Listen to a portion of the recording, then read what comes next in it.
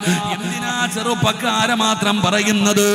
ഇന്നത്തെ മുടി നരച്ച പ്രായമുള്ള പോലും ലജ്ജ എന്ന് പറയുന്ന ആ ഒരു നല്ല ഗുണമില്ലാതെ പോയടോ. എന്റെ പ്രിയപ്പെട്ടവരെ, പ്രായം ചെന്ന ഇന്നത്തെ മുസ്ലിമിന് ലജ്ജയില്ലടോ, ഇന്നത്തെ മുസ്ലിമിന് നാണമില്ലടോ, എന്ത് ചെയ്യാനും അവർക്കൊരു ഉളുപ്പുമില്ലടോ. അല്ലാഹുവേ, ലജ്ജ എന്ന് പറയുന്ന ആ മഹത്തായ ഒരു ഗുണമുണ്ടല്ലോ ഇന്നത്തെ തലമുറയ്ക്കില്ലടോ. അതാണിനുമില്ല, പെണ്ണിനുമില്ല, പ്രായമുള്ളവനുമില്ല, ചെറുപ്പക്കാരനുമില്ല. എന്തിനാ ചെറുപ്പക്കാരെ മാത്രം പറയുന്നത്? ഇന്നത്തെ മുടി നരച്ച പ്രായമുള്ള പോലും ലജ്ജ എന്ന് പറയുന്ന ആ ഒരു നല്ല ഗുണമില്ലാതെ പോയടോ. എന്റെ പ്രിയപ്പെട്ടവരെ, പ്രായം ചെന്ന പെണ്ണുങ്ങൾ പിന്നെ പറച്ചവന് നല്ലവരാ. നിങ്ങളുടെ നാട്ടിലേക്ക് നോക്കുമ്പോ ചിലതിങ്ങനെ ഫർദ ഇട്ടിട്ട് ഇങ്ങനെ ഊരി കറക്കിക്കൊണ്ടാ പോണ കഴിഞ്ഞിറങ്ങി പോകുമ്പോ. എടോ, ഇന്ന് ഈ ഇരിക്കുന്നതിന്റെ ഇടയിൽ പോലും തലമറയ്ക്കാത്തവരില്ലേ, ഔറത്ത് മറയ്ക്കാത്തവരില്ലേ? ഇതൊക്കെ ഇങ്ങനെ നടക്കാ നമുക്കിതൊക്കെ ഒരു ആഘോഷം. പ്രശ്നം ഇപ്പൊ എവിടെ പോയാലും കുറെ കടകളാ. ഇവിടെ നോക്കിയാലും ഇങ്ങനെ നടക്ക, തെക്കും വടക്കും ഐസ്ക്രീം തിന്ന്, ഐസും കടിച്ച് വലിച്ച്, സിപ്പപ്പും കുടിച്ച്, അതൊക്കെ ഒരു രസമടോ. എന്റെ പ്രിയപ്പെട്ടവരെ, ആണെന്നോ പെണ്ണെന്നോ വ്യത്യാസമൊന്നുമില്ല. ഇന്ന് ലജ്ജയില്ലാതെ പോകുന്നു, ഈ കാലഘട്ടത്തിന് ലജ്ജയില്ലാതെ പോകുന്നു. എന്റെ പ്രിയപ്പെട്ട സഹോദരങ്ങളെ, പണ്ടൊക്കെ തലയിലൊന്ന് തുണി കിട്ടില്ലെങ്കിൽ പടച്ചവന് ഒരു മുടി കാണുമ്പോ എന്തൊരു ഈമാനായിരുന്നു. ഓ സുബ്ഹാനല്ലാഹ്, എന്തൊരു ഈമാൻ. ഒരു ഫോട്ടോ എടുക്കാൻ പേടി, ഒരാളുടെ മുമ്പിൽ പോകാൻ പേടി, സംസാരിക്കാൻ പേടി, അങ്ങനൊരു കാലം. എന്റെ പ്രിയപ്പെട്ട സഹോദര, ഇന്ന് ബെഡ്റൂമിന്റെ അകത്ത് പോലും ധരിക്കാൻ മടിക്കുന്ന വസ്ത്രം ധരിച്ചുകൊണ്ട് ഇന്നത്തെ യുവതലമുറ നടക്കുകയാണ്. സങ്കടം തോന്നാറുണ്ടോ? സങ്കടം തോന്നാറുണ്ടോ? പടച്ചവനെ, ഇതൊക്കെ കാണുമ്പോ നമുക്ക് സങ്കടം വരാറുണ്ട്. എന്റെ പ്രിയപ്പെട്ട സഹോദര, നാണമെന്ന് പറയുന്നത് ഇന്ന് ഉമ്മത്തിനില്ലാതെ പോകുന്നു. പണ്ട് പടച്ചവനെ ഒരു പേടിയായിരുന്നു. പണ്ടൊക്കെ ഒരു പേടിയാ. ഉസ്താദന്മാരെ കാണുമ്പോ പണ്ട് പെണ്ണുങ്ങൾ തലമറയ്ക്കുന്നത് രണ്ട് സമയത്താ. ഒന്ന് ബാങ്ക് വിളിക്കുമ്പോഴും, രണ്ട് ഉസ്താദിനെ കാണുമ്പോഴും. പണ്ട് ഉസ്താദന്മാരെ കാണുന്ന സമയം പെണ്ണുങ്ങളുടെ ഒരു ഈമാൻ കാണാൻ തലമറയ്ക്കും. ഇപ്പൊ ഉസ്താദാണ് മുമ്പിൽ ഇരിക്കുന്നതെങ്കിൽ ഞാൻ പറയുന്നില്ല, അള്ളാഹു കാത്തിരക്ഷിക്കുമാറാകട്ടെ, ഒരു നാണമില്ലാതെ പോകുന്നു. ഇങ്ങനെ നടക്കാൻ ലജ്ജയില്ല. ഇന്ന് തൊടുന്നത് ഇതൊക്കെ പറയുമ്പോ ഇന്നത്തെ യുവതലമുറ പരിഹസിക്കും, കളിയാക്കും അവർ. എന്താ സിറാജ് നിങ്ങളൊക്കെ പറയണേ? നിങ്ങളൊക്കെ പറയുന്നത് എന്താ? നിങ്ങൾ പറയുന്നത് പോലെയൊക്കെ ദുനിയാവിൽ ജീവിക്കാൻ പറ്റുമോ? അതൊക്കെ വല്ല വനത്തിലും പോയി ജീവിക്കണ്ടേ, വല്ല കാടിനകത്ത് പോയി ജീവിക്കണ്ടേ? നിങ്ങളൊക്കെ പറയുന്നത് പോലെ ഹറാമ് കാണാതെ, ഹറാമ് കേൾക്കാതെ, ഹറാമ് പറയാതെ എങ്ങനെ ജീവിക്കും? എന്റെ പ്രിയപ്പെട്ട സഹോദര, ഇന്ന് തൊടുന്നതും പിടിക്കുന്നതും ഒന്നും പാപമല്ലാത്ത കാലമാ. ഇന്നത്തെ കുട്ടികൾ പറയുന്ന ഉസ്താദേ, ജീവിതം ആസ്വദിക്കാനുള്ളതാണ്, ഈ ജീവിതം ആസ്വദിക്കാനുള്ളതാണ്, ഈ ജീവിതം സുഖിക്കാനുള്ളതാണ് എന്ന് പറഞ്ഞുകൊണ്ട് യുവതലമുറ ആസ്വദിക്കുകയാണ്. ഇൻസ്റ്റാഗ്രാമിൽ പടച്ചവനെ വീഡിയോ എടുത്ത് നോക്കടോ, ഫർദയിട്ട എന്റെയോ പെൺകുട്ടികൾ. അവർക്ക് ഇന്ന് തലമറയ്ക്കുന്നത് ഇഷ്ടമല്ല സഹോദര, തലമറയ്ക്കുന്നത് ഇഷ്ടമല്ലടോ. എന്റെ പെങ്ങളോട് പറയുന്ന മോളെ, തലമറച്ചില്ലെങ്കിലും ഔറത്തെങ്കിലും ഒന്ന് മറയ്ക്കുമോളെ. നീ അതാ പുറത്ത് കാണിക്കാൻ പാടില്ലാത്ത നിന്റെ ഔറത്തെങ്കിലും പടച്ചവനെ മുഴുവനും ഔറത്താണ്. നീ തലമറച്ചില്ലെങ്കിലും പെങ്ങളെ, ബാക്കിയുള്ളതെങ്കിലും ഒന്ന് മറയ്ക്കാനുള്ള മനസ്സ് കാണിക്ക്. ചെറുപ്പക്കാരാ, ജീവിതം ആസ്വദിക്കാനുള്ളതല്ല, അടിച്ചു പൊളിക്കാനുള്ളതല്ല, തോന്നുന്നത് പോലെ തോന്നിമാസിയെ പോലെ ജീവിക്കാനുള്ളതല്ല. ഈ ജീവിതം അല്ലാഹു തന്നതാണ്, ഈ ജീവിതം അല്ലാഹു തന്നതാണ്. ആസ്വദിക്കാനുള്ള ജീവിതമല്ല, അടിച്ചു പൊളിക്കാനുള്ള ജീവിതമല്ല. അല്ലാഹു തന്ന ജീവിതം അല്ലാഹുവിന് വേണ്ടി മാറ്റിവെക്കാനുള്ളതാണ്. നീ അടിമയാണ്, അല്ലാഹു യജമാനനാണ്. യജമാനനായ പടച്ച റബ്ബ് പറയുന്നത് പോലെ വേണം ഞാനും നിങ്ങളും ജീവിക്കാൻ. അങ്ങനെ ജീവിച്ചാലേ നമുക്ക് രക്ഷപ്പെടാൻ കഴിയൂ. അങ്ങനെ ജീവിച്ചാലേ ഈമാനുള്ള മരണം കിട്ടൂ. അല്ലാതെ തോന്നിവാസികളെ പോലെ മതിമറന്ന് ആസ്വദിച്ച് നടക്കുന്ന യുവത്വമേ, ഉസ്താദേ, നിങ്ങളൊക്കെ എത്ര പറഞ്ഞാലും ഞങ്ങള് നന്നാകൂല, ഞങ്ങള് മാറൂല എന്ന് പറഞ്ഞ് നടക്കുന്ന ഒരുപാട് പേരുണ്ടല്ലോ. ആസ്വദിച്ചോ ചെറുപ്പക്കാരാ, അടിച്ചു പൊളിച്ചോ പെങ്ങളെ, എന്ത് തോന്നിവാസം വേണമെങ്കിലും കാണിച്ചോ, തുണി ഉരിഞ്ഞിട്ട് നടന്നോ, ചോദിക്കാനും പറയാനും ആരുമില്ല. പറയുന്നവനെ ട്രോളുന്ന കാലമാണ്, പറയുന്നവനെ പരിഹസിക്കുന്ന കാലമാണ്. എങ്കിൽ എന്റെ മുസ്ലിം പെങ്ങളെ, മോളെ, ഇടയ്ക്കിടയ്ക്ക് കാലിൽ കിടക്കുന്ന ചെരുപ്പിലൊന്ന് നോക്കണേ, കാലിൽ കിടക്കുന്ന ചെരുപ്പിലൊന്ന് നോക്കണേ. എന്തിനാണ് കാലിൽ കിടക്കുന്ന ചെരുപ്പിൽ നോക്കാൻ പറയുന്നത്? കുല്ലും മ്രിഇൻ സബ്ബഹും ഫീ അഹ്ലിഹി വൽ മൗതു വദിനാ മിൻ ശിറാകി നഅലിഹി. ആ കാലിൽ കിടക്കുന്ന ചെരുപ്പിന്റെ ബാറുണ്ടല്ലോ, അത് നിന്റെ കാലിന്റെ തൊലിയോട് എത്ര അടുത്ത് കിടക്കുന്നോ ഇതുപോലെ മരണം നിന്റെ പുറകിൽ നടക്കുകയാണ്. ഏതു നിമിഷം എങ്ങനെയാണ് മരണം നിന്നെ തേടി വരുന്നതെന്നറിയില്ല.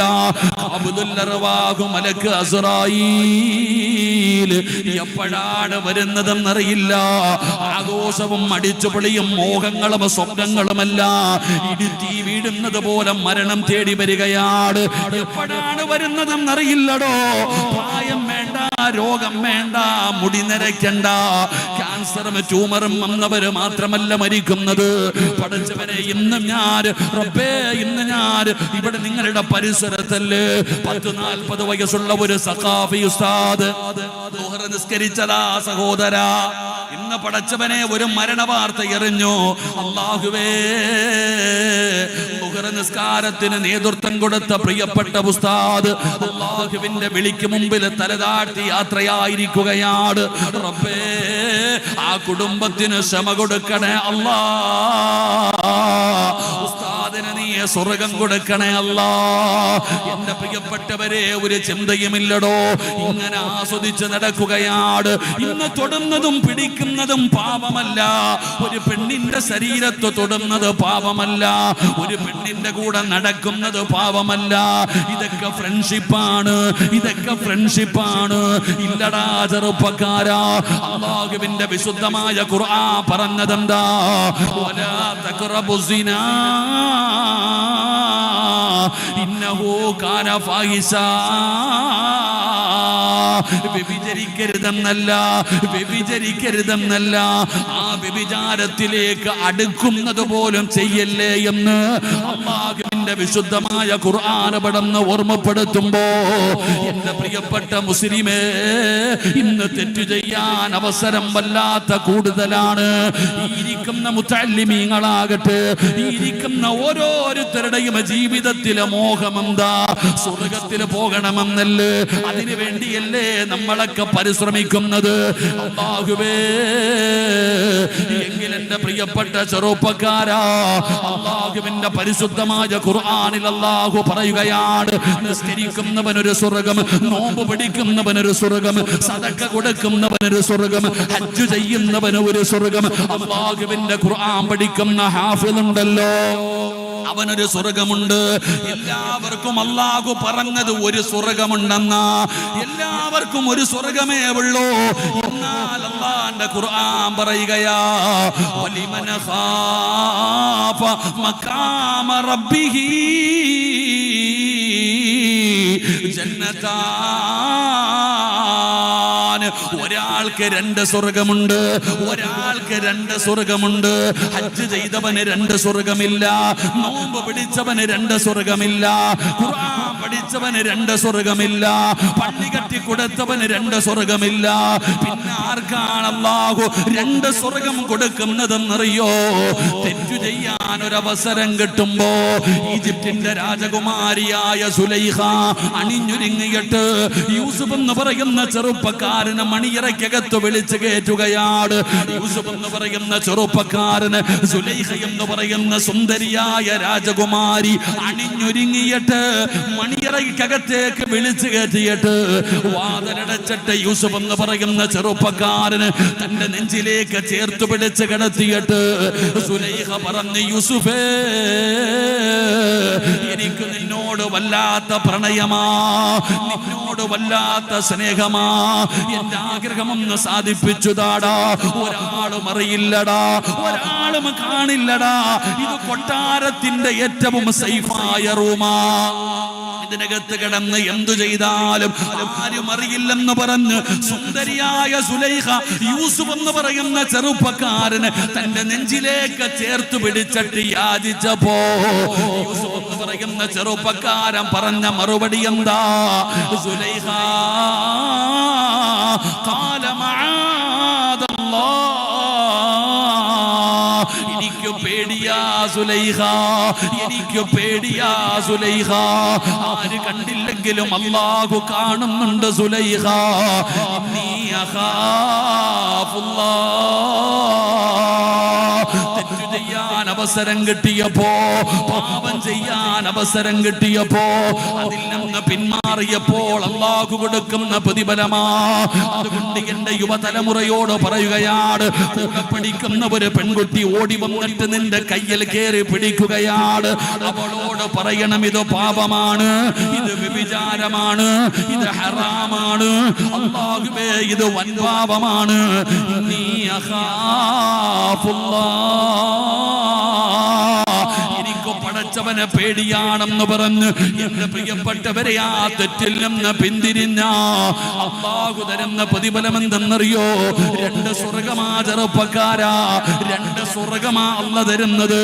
എന്റെ പ്രിയപ്പെട്ടവരെ, മഹാനായ സയ്യിദുനാ ഉമർ ഇബ്നുൽ ഖത്താബ്, ഉമർ തങ്ങളുടെ കാലഘട്ടത്തില് ഒരു ചെറുപ്പക്കാരൻ ഉണ്ടായിരുന്നു. ഉമർ തങ്ങൾക്ക് വല്ലാത്ത ഇഷ്ടമായിരുന്നു. എന്തുകൊണ്ടാണ് ഉമർ തങ്ങൾ അവനെ ഇഷ്ടപ്പെടാനുള്ള കാരണമെന്നറിയോ? അല്ലാഹുവേ, പള്ളിയുടെ മിനാരത്തിൽ നിന്ന് 5 നേരം ഹയ്യഅല സ്വലാ ഹയ്യഅലൽ ഫലാ, അല്ലാഹുവിന്റെ പള്ളിയുടെ മിനാരത്തിൽ നിന്ന് ബാങ്ക് വിളിക്കുമ്പോ വീടിന്റെ അകത്തല്ല, കടത്തിണ്ണയിലല്ല, 5 നേരം ബാങ്ക് വിളിക്കുമ്പോ പള്ളിയുടെ 1-ാമത്തെ സഫില് എല്ലാ വക്കത്തിലും ബാങ്ക് വിളിക്കുന്ന സമയത്ത് പള്ളിയിൽ വരുന്ന ചെറുപ്പക്കാരനാ. ഉമർ തങ്ങൾക്ക് വല്ലാത്ത ഇഷ്ടമാണ്. സ്ഥിരമായി പള്ളിയിൽ വരുന്ന ചെറുപ്പക്കാരനായത് കാരണം വഴുന്ന വഴിയിൽ ഒരു പെണ്ണിന് വല്ലാത്ത ഇഷ്ടമായിരുന്നു, ഒരു പെണ്ണിന് വല്ലാത്ത പ്രണയമായിരുന്നു. എന്തൊക്കെ ചെയ്തിട്ടും ഈ ചെറുപ്പക്കാരൻ അവിടെ നിന്ന് സഹകരിക്കുന്നില്ല. അവസാനം ഈ ചെറുപ്പക്കാരൻ ഒരു ദിവസം നിസ്കാരം കഴിഞ്ഞിട്ട് രാത്രിയിൽ വീട്ടിലേക്ക് പോകുമ്പോ, ഇടവഴിയിലൂടെ നടന്നു പോകുമ്പോ ഈന്തപ്പന മരത്തിന്റെ ചുവട്ടിൽ ഒളിച്ചു നിൽക്കുകയാണ്. ഈ ചെറുപ്പക്കാരൻ നിസ്കാരം കഴിഞ്ഞു മടങ്ങി വരുമ്പോ ഈ സുന്ദരിയായ പെണ്ണ് ഓടിച്ചെന്നിട്ട് അവിടെ നിന്ന് കെട്ടിപ്പിടിക്കുകയാ. എന്നിട്ട് പറഞ്ഞു, നിന്നോട് വല്ലാത്ത പ്രണയമാണ്, വല്ലാത്ത സ്നേഹമാണ്, ആരും കാണുന്നില്ലല്ലോ, ആരും അറിയുന്നില്ലല്ലോ, എന്റെ ആഗ്രഹമൊന്ന് സാധിച്ചു ചാടാ എന്ന് പറഞ്ഞുകൊണ്ട് ആ പെണ്ണപടന്ന് യാചിക്കുമ്പോ ആ ചെറുപ്പക്കാരന്റെ കൈകാലുകൾ വിറയ്ക്കുകയാണ്, കന്തടങ്ങൾ നിറഞ്ഞു ഒഴുകുകയാണ്. അല്ലാഹുവേ, ഒരന്യ പെണ്ണിന്റെ ശരീരത്ത് തൊട്ടല്ലോ അല്ലാ, ഇത് വ്യഭിചാരമാണല്ലോ അല്ലാ, ഇത് വ്യഭിചാരമാണല്ലോ അല്ലാ, ഇത് പാപമാണല്ലോ അല്ലാ. പടച്ചവനെ, മോശമായ മരണമാകുമല്ലോ അല്ലാ. അവിടെന്ന് ആ ചെറുപ്പക്കാരൻ അവിടെന്ന് പൊട്ടിക്കരഞ്ഞുകൊണ്ട് ബോധം കെട്ട് താഴെ വീഴുകയാ. എന്റെ പ്രിയപ്പെട്ട സഹോദരങ്ങള്, അതുകൊണ്ട് ഞാൻ എന്റെ പ്രിയപ്പെട്ടവരോട് ഓർമ്മപ്പെടുത്തുകയാണ്, തെറ്റുകൾ ഇന്ന് ചെയ്യാൻ അവസരം കൂടുതലാണ്. കള്ള് വേണമെങ്കിൽ ഫ്രീ ആയിട്ട് കിട്ടും ചെറുപ്പക്കാരാ. കഞ്ചാവ് വേണോ, MDM വേണോ, എടാ നിനക്കൊരു പെണ്ണിനെ വേണോ, എല്ലാം ഫ്രീ ആയിട്ട് കിട്ടുന്ന കാലമാണ്. ഈ കാലത്തിലാണ് നീ അല്ലാഹുവിനെ ഭയന്നുകൊണ്ട് ജീവിക്കേണ്ടത്. അല്ലാഹുവേ, അല്ലാഹുവേ, ഞങ്ങൾക്ക് ഈമാൻ നൽകണേ അല്ലാ, ഈമാനുള്ള മരണം നൽകണേ അല്ലാ. അതുകൊണ്ട് എന്റെ പ്രിയപ്പെട്ടവരോട് പറയുകയാണ്, എപ്പോഴാ എപ്പോഴാണ് എവിടെ വെച്ച് എന്തും സംഭവിക്കും സഹോദരാ. ആ ഓർമ്മയോടുകൂടി വേണം നമ്മൾ നടക്കാൻ. എന്റെ യുവതലമുറയോട് പറയുകയാണ്, അൽഹംദുലില്ലാഹ്, അല്ലാഹുവിനെ ഭയന്നുകൊണ്ട് ജീവിക്ക്. എന്റെ പ്രിയപ്പെട്ട സഹോദരാ, ഒരുപാട് വിദ്യാർത്ഥികൾ അടിച്ചു പൊളിക്കേണ്ട പ്രായമല്ലേ, കറങ്ങി നടക്കേണ്ട പ്രായമല്ലേ. ഈ മക്കൾ അല്ലാഹുവിന്റെ ദീൻ പഠിക്കാൻ ഇവിടെ വന്ന് നിൽക്കുന്നത്. അല്ലാഹുവേ, ഈ മക്കളെ സഹായിക്കുന്നവർക്ക് നീ സ്വർഗം കൊടുക്കണേ അല്ലാഹ്. സംഘാടകർ ബക്കറ്റുമായി നിങ്ങളുടെ മുമ്പിലേക്ക് കടന്നു വരികയാ. എന്റെ പ്രിയപ്പെട്ടവരെ, ചെറുതാണോ വലുതാണോ എന്താണെങ്കിലും നിങ്ങൾ കൊടുക്കണോ. നമ്മളൊന്നും കൊണ്ടുപോകുന്നില്ലേ? അപ്പൊ സ്റ്റേജിൽ ഇരിക്കുന്ന ആരെയും കൊണ്ടുപോകുന്നില്ലേ? ബക്കറ്റുമായി നിങ്ങളുടെ മുമ്പിലേക്ക് കടന്നു വരുന്നു. ഉള്ളതെന്താണോ? അസ്സദഖത്തു റദ്ദുൽ ബലാ, സദഖ വിപത്തുകളെ തട്ടിമാറ്റുമെന്ന് നബി മുഹമ്മദ് മുസ്തഫ സല്ലല്ലാഹു അലൈഹി വസല്ലമ തങ്ങൾ പറയുകയാ. സദഖ വിപത്തുകളെ തട്ടിമാറ്റുമെന്ന്. ഈ മുതഅല്ലിമീങ്ങൾ നിങ്ങളുടെ മുമ്പിലേക്ക് കടന്നു വരികയാണ്. അല്ലാഹുവേ, ബർക്കത്ത് ചോദിക്കാൻ പറഞ്ഞ മാസമാണല്ലോ, ബർക്കത്ത് ചോദിക്കാൻ പറഞ്ഞ മാസമാണല്ലോ. നിങ്ങളുടെ ഓരോരുത്തരുടെയും തലയുടെ മുകളിൽ അല്ലാഹുവിന്റെ മലക്കുകളെ കാത്തു നിൽക്കുകയാണ്. ഈ മുതഅല്ലിമീങ്ങൾ നിങ്ങളുടെ മുമ്പിലേക്ക് വരുമ്പോ അല്ലാഹു തന്നതിൽ നിന്ന് ഒരൽപ്പം നിങ്ങൾ കൊടുത്താ ആ തലയുടെ മുകളിൽ ഇരിക്കുന്ന മലക്ക് ദുആ ചെയ്യുന്നു, അല്ലാഹ് ഉള്ളതിൽ പങ്ക് കൊടുത്തു പടച്ചവന്, നീ കൊടുത്തതിൽ നിന്നൊരൽപ്പം കൊടുത്തു പടച്ചവന്, നീ ബർക്കത്ത് ചെയ്യണേ അല്ലാഹ്. മലക്കുകളാ ദുആ ചെയ്യുന്നത്. സയ്യിദന്മാരല്ല, അതാ ഔലിയാക്കന്മാരല്ല, ആലിമീങ്ങളല്ല, പ്രവാചകന്മാരല്ല. ലാ യഅസൂനല്ലാഹ മാ അമറഹും വയഫഅലൂന മാ യുമറൂൻ. അല്ലാഹുവിന്റെ കൽപ്പനകൾ അനുസരിച്ച് ജീവിക്കുന്ന മലക്കുകൾ തലയുടെ മുകളിൽ ഇരുന്നു കൊണ്ട് നിനക്ക് വേണ്ടി ബർക്കത്തിന് വേണ്ടി ദുആ ചെയ്യുകയാ. കയ്യിൽ പൈസ വെച്ചിട്ട് ഉറങ്ങല്ലേ ചെറുപ്പക്കാരാ, കണ്ടില്ലെന്ന് നടിക്കല്ലേ വാപ്പാ. മലക്ക് പടച്ചവനോട് പറയുന്നു, അല്ലാഹ് ഇവൻ പിടിച്ചു വെച്ചതുപോലെ നീയും പിടിച്ചു വെക്കണേ അല്ലാഹ്. എന്റെ പ്രിയപ്പെട്ടവരെ, എതിരായി പോകുമടോ. അതുകൊണ്ട് അള്ളാന്റെ റസൂല് പറഞ്ഞല്ലോ, പലരും പറയാറുണ്ട്, ഉസ്താദേ ഏത് മരുന്ന് കഴിച്ചിട്ടും എന്റെ രോഗം മാറുന്നില്ല. പലരും പറയാറുണ്ട്, എത്ര മരുന്ന് കഴിച്ചിട്ടും എന്റെ രോഗം മാറുന്നില്ല. രോഗം മാറാനുള്ള വഴി എന്താ? നിന്റെ രോഗം മാറാനുള്ള വഴി എന്താ? നബി സല്ലല്ലാഹു അലൈഹി വസല്ലമ തങ്ങൾ പറഞ്ഞു, അല്ലാഹുവിന് ചില അടിമകളുണ്ട്. ആ അടിമകൾക്ക് രോഗം വന്നാൽ അവര് സദഖ കൊടുത്ത് ചികിത്സിക്കുമെന്ന് ആദരവായ പ്രവാചകൻ നബി മുഹമ്മദ് മുസ്തഫ സല്ലല്ലാഹു അലൈഹി വസല്ലം. നിങ്ങൾ പറയുന്നു അള്ളാഹിന് ചില അടിമകളുണ്ട്. അതാണ് ഇപ്പൊ ബക്കറ്റുമായിട്ട് മുമ്പിൽ വരുമ്പോ ഉറക്കം നടിക്കും. എന്നാൽ നാളെ അറ്റാക്ക് വന്നിട്ട് ഹോസ്പിറ്റലിന്റെ ICUവിൽ കിടക്കുമ്പോ, മോനെ പള്ളിയിൽ പോയിട്ട് ഉസ്താദിന്റെ ഇടയ്ക്ക് കൊണ്ടുപോയി പൈസ കൊടുത്തിട്ട് മുതഅല്ലിമീങ്ങളെ മുഴുവനും വിളിച്ചിരുത്തിയിട്ട് ദുആ ചെയ്യിക്കാൻ പറയും. അപ്പൊ അറിയാഞ്ഞിട്ടല്ല, വീഴുമ്പോഴേ അറിയൂ. എടാ, ഇന്ന് ഞാൻ ഇങ്ങോട്ട് വരുന്ന വഴിയിൽ ഒരു ഉസ്താദിന്റെ മരണം അറിഞ്ഞു. അല്ലാഹു സുബ്ഹാനഹു വ തആല സ്വർഗം കൊടുക്കുമാറാകട്ടെ. മടിക്കേരിയിൽ എങ്ങാണ്ടുള്ള ഒരു ഉസ്താദ് മരണപ്പെട്ടില്ല. മടിക്കേരി ഇവിടെ അടുത്തെങ്ങാണ്ട പള്ളിയിൽ ജോലി ചെയ്യുന്ന ഒരു ഉസ്താദ് ഫോട്ടോയൊക്കെ കാണിച്ചു തന്നു. അത് ഞാൻ എവിടെ ഒരു വലുതിന് പോയപ്പോൾ ആ ഉസ്താദിനെ ഞാൻ സ്റ്റേജിൽ കണ്ടിട്ടുണ്ട്. അല്ലാഹു സ്വർഗം കൊടുക്കുമാറാകട്ടെ. മനുഷ്യന്റെ കാര്യം ഇത്രയേ ഉള്ളൂ. പെട്ടെന്ന് ആ മരണം ഞാൻ പറയാനുള്ള കാരണം, എനിക്ക് എൻ്റെ ജ്യേഷ്ഠനെ ഓർമ്മ വന്നു. ഇതുപോലെയായിരുന്നു എൻ്റെ ജ്യേഷ്ഠൻ്റെയും മരണം. അല്ലാഹു സ്വർഗം കൊടുക്കുമാറാകട്ടെ. അതുകൊണ്ട് എൻ്റെ പ്രിയപ്പെട്ട സഹോദരങ്ങളെ, ഉള്ളതിൽ പങ്കു കൊടുക്ക്, അല്ലാഹു ബർക്കത്ത് ചെയ്യുമാറാകട്ടെ. ഉസ്മാൻ റളിയല്ലാഹു തആലയുടെ ജീവിതത്തിൽ നിന്ന് പഠിക്കാൻ കഴിയുന്ന ഒന്നാമത്തെ നന്മ എന്താ? ആ സ്വഹാബിക്ക് വല്ലാത്ത ലജ്ജയ. നമുക്കാണെങ്കിൽ ആ സാധനം ഇല്ലടോ, അത് ഉണ്ടാക്കിയെടുക്ക്. ലജ്ജ എന്ന് പറയുന്നത്, ചില മാതാപിതാക്കൾ പറയും, ഉസ്താദ് ഇവനാണെങ്കിൽ വല്ലാത്ത നാണം, ഉസ്താദ് വല്ലാത്ത നാണം, ആരോടും മിണ്ടത്തില്ല, സംസാരിക്കത്തില്ല. ചില പെൺകുട്ടികളാണെങ്കിൽ ആരുടെ മുമ്പിലും പോകത്തില്ല, വല്ലാത്ത നാണം. നബിതങ്ങളുടെ മുമ്പിൽ ഒരു വാപ്പ മകന്റെ കാര്യം വന്നിട്ട് പറഞ്ഞു, ഇവൻ ആരോടും സംസാരിക്കുന്നില്ല നബിയെ, വല്ലാത്ത നാണമാണ് നബിയവന്, വല്ലാത്ത ലജ്ജ. നബിതങ്ങൾ പറഞ്ഞു, അവനെ വിട്ടേക്കാൻ. കാരണം എന്തേ? അത് ഈമാനുള്ളവർക്കുള്ള ഒരു ഗുണമാണെന്ന് നബിയിന റസൂലുള്ളാഹി. അത് ഈമാനുള്ളവർക്കുള്ളതാ. അത് ഈമാനുള്ളവർക്കുണ്ടാകുന്ന ഒരു അടയാളമാണ് ലജ്ജ എന്ന് പറയുന്നത്. ഉസ്മാൻ റളിയല്ലാഹു തആലഹുവിന് ആ ലജ്ജ ഉണ്ടായിരുന്നു. എന്റെ പ്രിയപ്പെട്ടവരെ, വിശദീകരിക്കുന്നില്ല.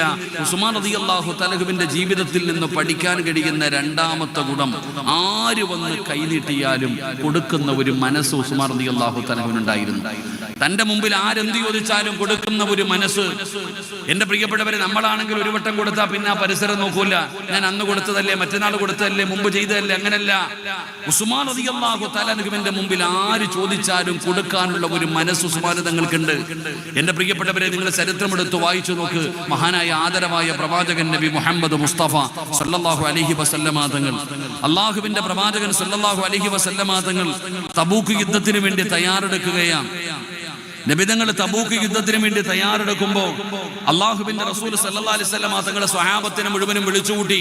എന്നിട്ട് പറഞ്ഞു, സ്വഹാബ, അള്ളാഹുവിന്റെ ദീനിനെ സഹായിക്കണം. ആരാ സഹായിക്കുന്നേ? അള്ളാഹുവിന്റെ ദീനിനെ സഹായിക്കണം. ആരാ സഹായിക്കുന്നേ?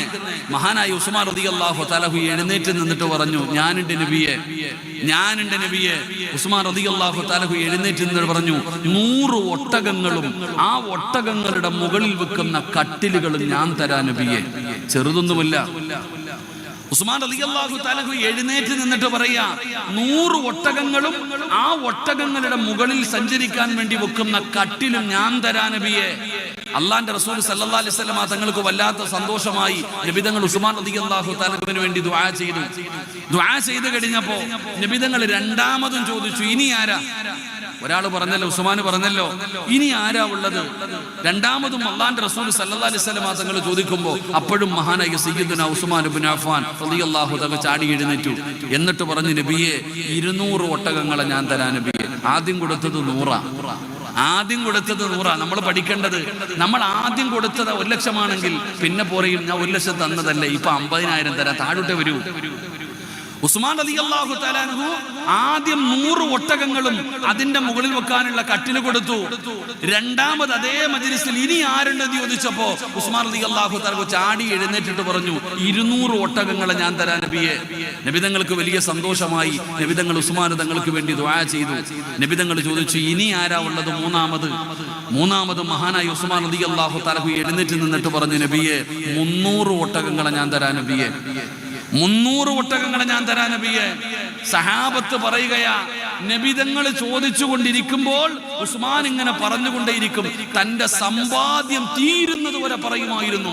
നബിതങ്ങൾ പിന്നെയും വേണമെന്ന് പറഞ്ഞെങ്കിൽ ഉസ്മാൻ റളിയല്ലാഹു തആല അൻഹു തന്റെ സമ്പത്ത് തീരുന്നത് വരെ ഇങ്ങനെ കൊടുത്തുകൊണ്ടേയിരിക്കും. അതൊരു വല്ലാത്ത മനസ്സാ.